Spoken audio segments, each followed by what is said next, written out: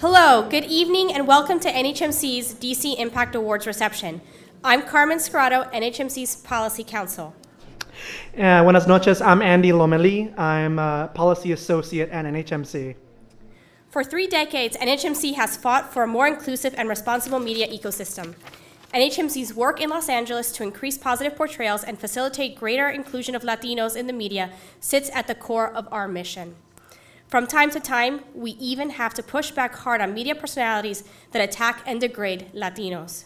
Here in DC, we are proud to operate at the intersection of technology, law and civil rights, to push for policies that ensure that more Latinos are connected and able to participate through technology and telecommunications in our economy, democracy, and society. We are also extremely proud of our work mentoring young attorneys and professionals through our Policy Fellowship Program, and we are honored that many of these young leaders are here with us tonight. Every year, this event reminds us that thankfully there are policymakers, advocates, and responsible industry partners that share our passion and values and lend their support and expertise in service to the Latino community. Tonight, we are honoring a true champion in Congresswoman Nydia Velázquez. We're also thrilled to offer an Impact Award for Outstanding Advocate to our dear friend and ally, Cheryl Leanza. Unfortunately, Congressman Xavier Becerra sends his regrets due to a last-minute leadership responsibility on the Hill. With that, everyone, please welcome NHMC's President and CEO, Alex Nogales, to the podium.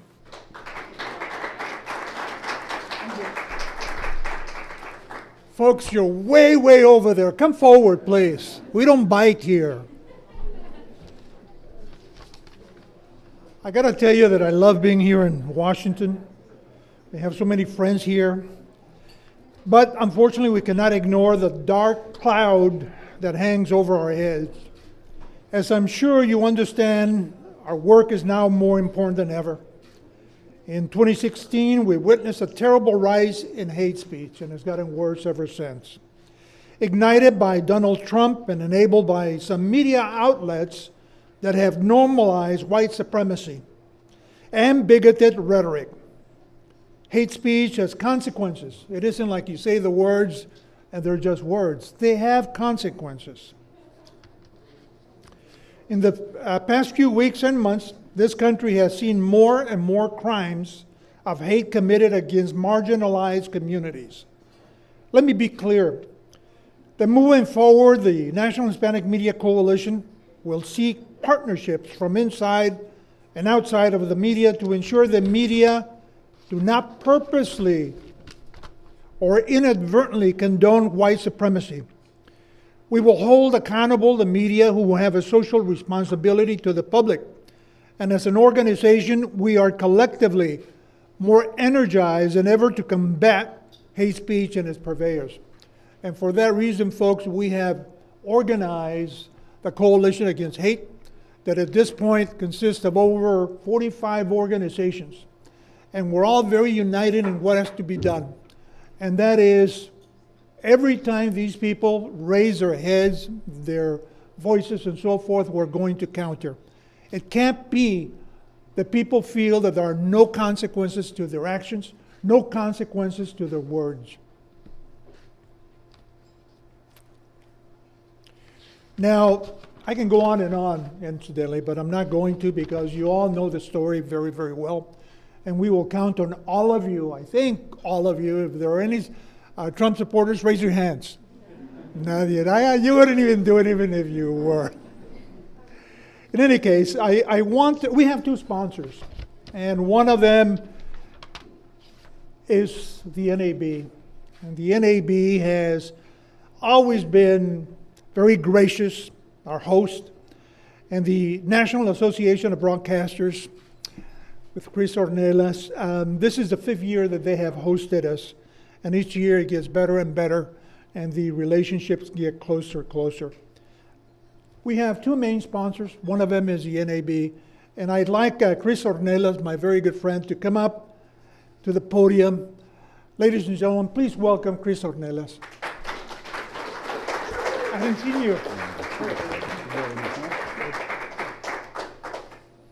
I appreciate that we're getting a bit of a late start, and I will keep my remarks very brief. First, let me just state once again, as we do every year, how delighted we are to host NHMC. I think the work that you do day in and day out, standing on the wall and ringing the bell and making sure that folks understand that hate speech is not okay, is a critical component to our democracy. It strikes me that last year I stood up here and talked a little bit about my upbringing in Dallas, Texas, as the son of a Mexican American, and the epithets that were hurled at me as I grew up in the mid '70s. And the irony is not lost on me that here we stand 30 years later, on the 30th anniversary of NHMC, and we seem to be in no better a place than the world in which I grew up. And I think what that means to me is that we all need to do better. We have a responsibility as a media to do better. We all in the room have a responsibility to do better and to support those organizations like NHMC and others in the room that have made it their mission, really, to protect against this hateful speech. I know that there are a number of corporate sponsors in the room. There are a number of folks from companies who could probably do more. But I think there's also a personal responsibility for each and every one of us, to the extent that we can, as we think about the end of this year and where we want to spend our charitable contributions, to think about sharing some of what we've earned with the folks who are standing on the wall every day. It's critically important, I think now more than ever. I want to close just by saying that we at NAB aren't numb to what's going on around the country. Obviously, as the association that represents broadcasters across the country, both radio and television, we have a responsibility as well, not just to the communities that we serve, but to our membership. So I'm pleased to announce tonight that as we move forward into 2017, and for the last 6 months or so, we have been planning 2 different conferences. One is the conference that is going to deal with the coverage of race in America. I'm going to read so I don't leave out any of the critical participants in this, but our coverage of race in America is an initiative that we've taken up together with our Education Foundation, where we're working with a team of industry practitioners, minority journalist associations, and educators to develop online toolkits that will contain best practices, educational tools, and a speakers bureau of experts on various topics and content to help assist our stations when they're covering racially sensitive stories. The notion is bring together the best minds from the newsrooms, the best minds from the minority journalist associations and educators, so that the next time they're covering a racially sensitive issue, they're not using words like illegals. And they understand what it's going to take to do and report responsibly on the communities that they're serving. So we hope to roll out this online toolkit early in 2017. The second endeavor contemplates a capital assets conference. I think everybody in this room understands that one of the principal challenges to having a diverse ownership of media outlets starts with your access to capital. So our second initiative is a collaboration, again, between the NAB and our Educational Foundation to bring together minorities and women who are trying to invest in radio and television stations. We'll be bringing together bankers, regulators, for a 2-day conference here in Washington to address the lack of access to capital, regulatory impediments to access to capital, to see if we can break down some of the barriers and put people in the room, both from a diverse background who want to own stations and bankers who are willing to lend to them, and the regulators, specifically with respect to the Small Business Administration, who can help in funding some of these projects. So we're here. We are partners with NHMC. We're doing what we can. And with that, I'd just like to, again, thank you all for joining us tonight, and hope you all have a good evening.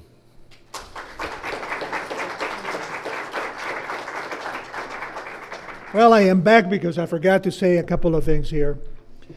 This event always is very optimistic for me because you make it that way. Many of you are of the same mind as we are.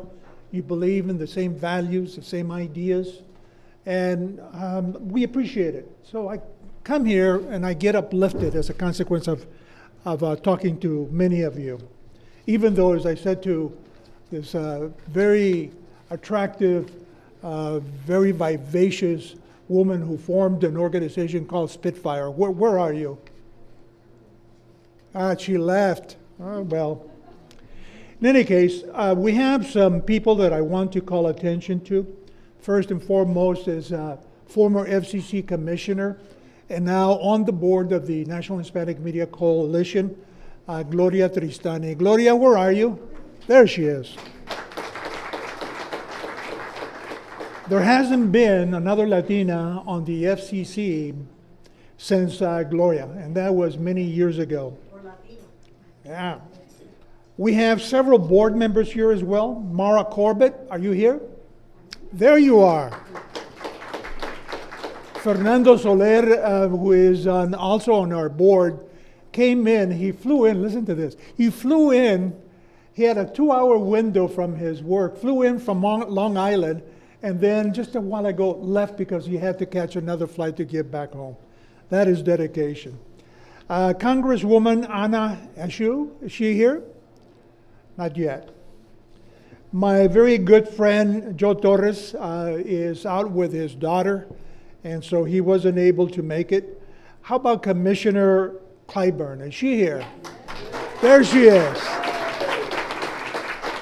One of our favorite people. Thank you very much for joining us. Congresswoman Michelle Lucan Grisham, is she here? Not quite yet. Jerry McNary and Congressman Joaquin Castro, not here either. ¿Qué pasó? Did the rain get everybody washed out? I guess so to some degree. All right, now I'm going to leave it to Jessica Gonzalez to introduce the rest of our sponsors. As you know, without their help, we wouldn't be able to do the work that we do and put on this event. So Jessica, as you all know, is the Executive Vice President of NHMC.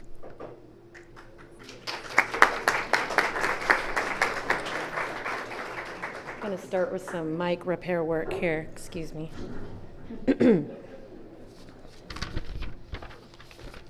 Thanks, Alex. Thanks everyone for being here this evening. It's great to see everybody. I'm here to, first of all, thank some of our other sponsors, Univision, Sprint, and Fox, and our golden sponsors and NHMC friends. Thank you all. Without your support, we could not do the work that we do. And now I'd like to introduce our other reception sponsor, T-Mobile. Joining us is T-Mobile's, let me get the name right, VP of Government and External Affairs, Marie Silla Dixon.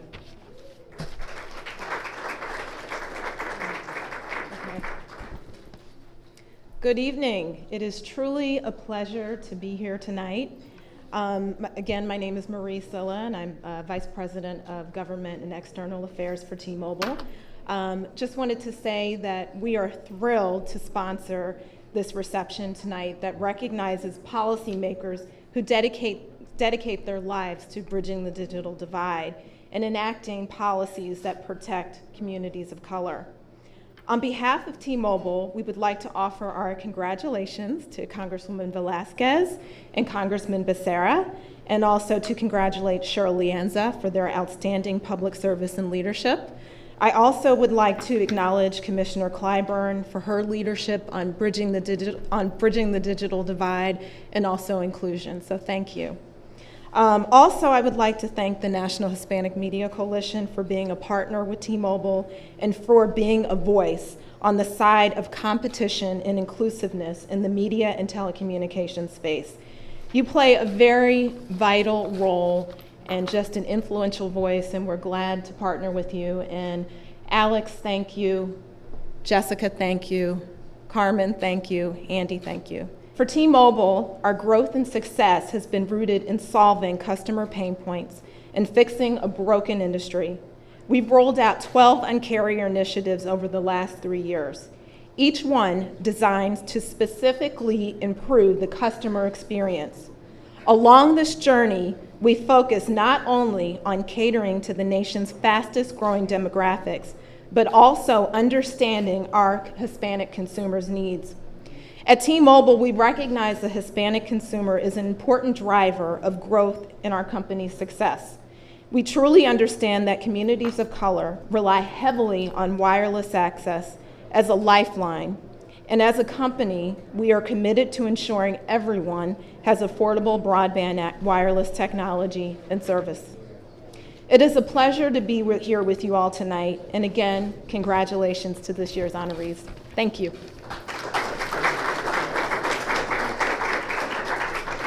Thank you, Marie. Both NAB and T-Mobile have been longtime supporters of our work, and we're very appreciative. Thanks again. I have just 2 housekeeping items, and then I'm going to introduce our first honoree of the evening. The first is that we have a briefing on Lifeline on how to connect constituents to Lifeline tomorrow, starting at 1 p.m. at the Florida House, and we hope you all will join us. The second is just a quick note of thanks to Michael Scarrato, who gave 6 excellent years of service to NHMC, and it was hard to see him go, and we're so very proud of him. Thank you, Mike.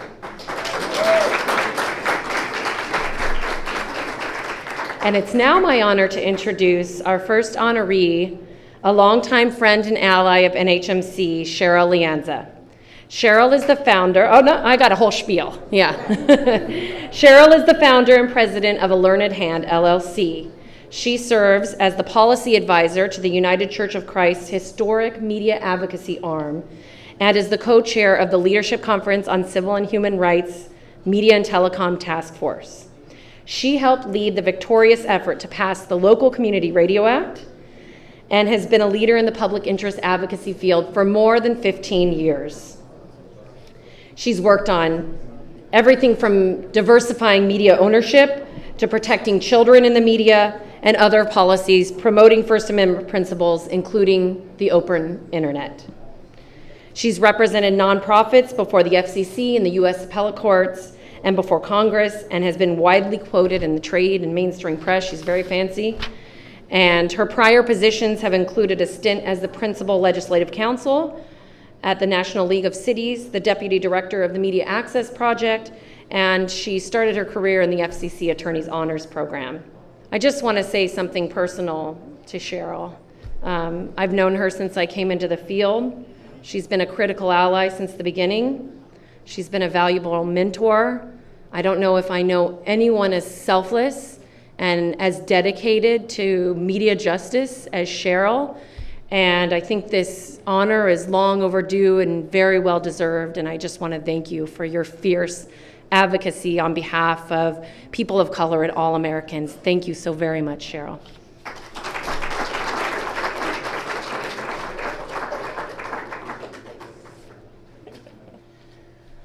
Oh, good evening, everybody. Thank you so much for coming out. I really appreciate it. And I mean, first of all, I just have to say a tremendous thank you to the National Hispanic Media Coalition and Alex and Carmen and Jessica and Andy and Mike when he was there and the whole team. I know there's a huge team. And, you know, the first thing I have to say is that getting a Washington Advocate Award from the National Hispanic Media Coalition is like getting an award from Manuel Lin Miranda on how to write a Broadway play. So, you know, I truly, it is really, truly the person who gives the award is as important to me as anything.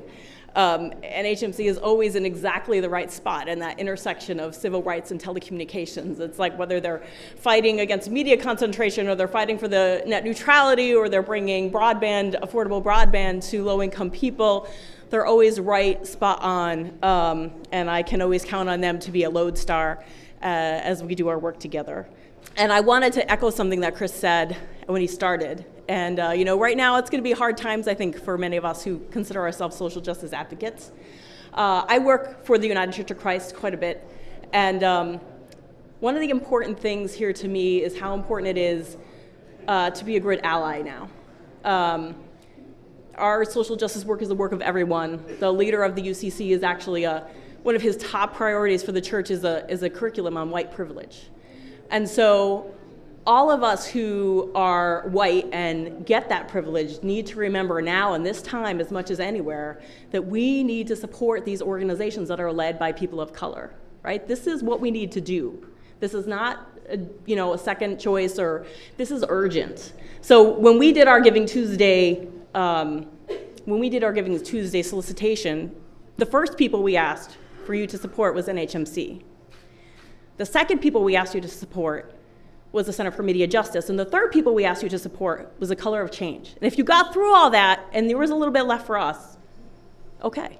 But really, it's very important. And if everybody hasn't made their donations yet for this end of the year, please think about all the great organizations. And those are the ones that I admire the most right now in the media justice space. But I hope that you all keep that in mind. We have an event. UCC has an event every year. We just finished a couple months ago. And I just wanted to bring one of the messages that I thought was so powerful from that event, which is just, and we all know this, but these tools of media and telecommunications are so powerful, right? They're so powerful. They change the world, right? If we don't know that today, then we never knew it. And so we all have a choice about what they do. Do they bring us together? Do they represent the full voice and the full lived experience of all the peoples of our country? Or is it just commercialism, infotainment, and in worst case, hate?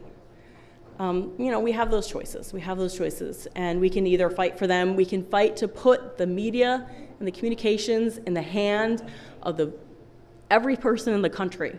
They can have a choice. They can make their views known. They can communicate with each other or not. And the choice is really that simple. So I appreciate so much this award is really tremendous. And hopefully this will remind us all to roll up our sleeves and dig in a little bit more. And thank you very much.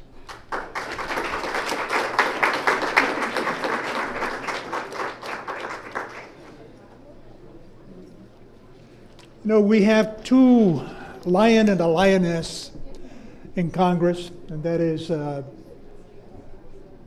Becerra, who is part of the leadership team. And he is engaged, as all the House members are right now, in who's going to be the new leaders of the Democratic Party at the highest of levels. So he is unable to be with us tonight, as you know. And just an hour, a few minutes ago, we heard from Nydia Velázquez. And she is really, really ill. As you know, the flu is going around. I had it last week and the week before, and it's very serious. So we got word that as much as she wanted to be here and she was still going to try and make it, she can't.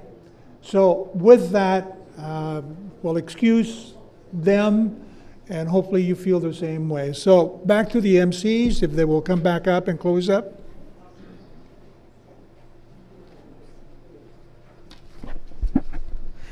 Thank you, Alex, and congratulations again to all of today's recipients.